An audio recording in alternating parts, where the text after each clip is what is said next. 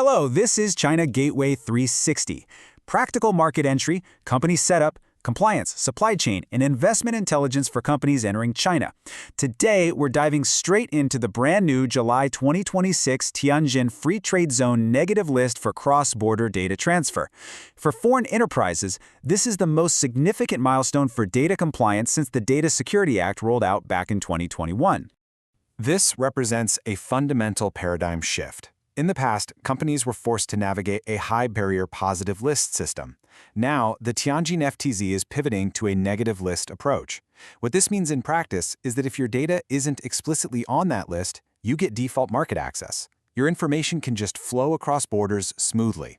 This shift completely wipes out the compliance ambiguity we used to face.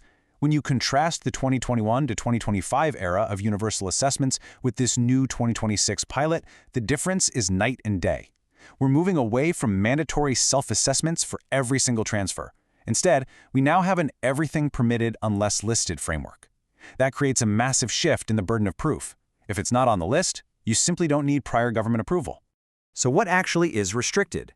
The framework clearly identifies 7 specific categories of restricted data.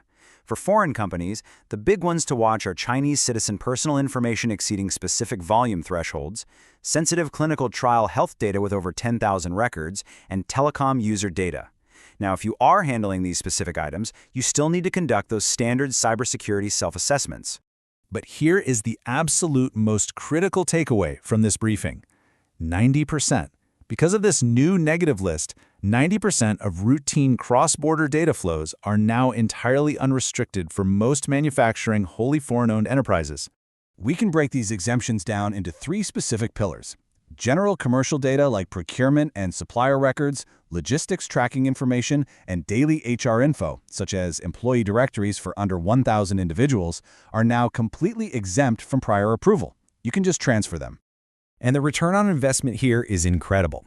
Under the old national standards, a single assessment meant legal consultant costs hitting 280,000 RMB and taking 45 working days. But under this new FTZ process, unrestricted data just requires a simple filing. That drops the cost down to under 15,000 RMB and the timeline to just 3 to 5 days. For a mid-sized WFOE running a dozen data flows a month, we're talking about an annual savings of over 2 million RMB in compliance costs. So, what's your immediate compliance roadmap? It boils down to 4 sequential steps. First, verify if your Chinese entity is actually registered in the Tianjin FTZ or Shanghai Lingang. Second, map your data flows thoroughly to separate routine commercial data from those 7 restricted categories. Third, don't wait for regulators to come asking. Expedite the filing for your unrestricted data immediately based on the negative list. And finally, evaluate the ROI of relocation. If compliance costs are eating your margins, moving your entity into the FTZ could slash your approval requirements by 60 to 80%. China Gateway 360. Remote China market entry support built around execution.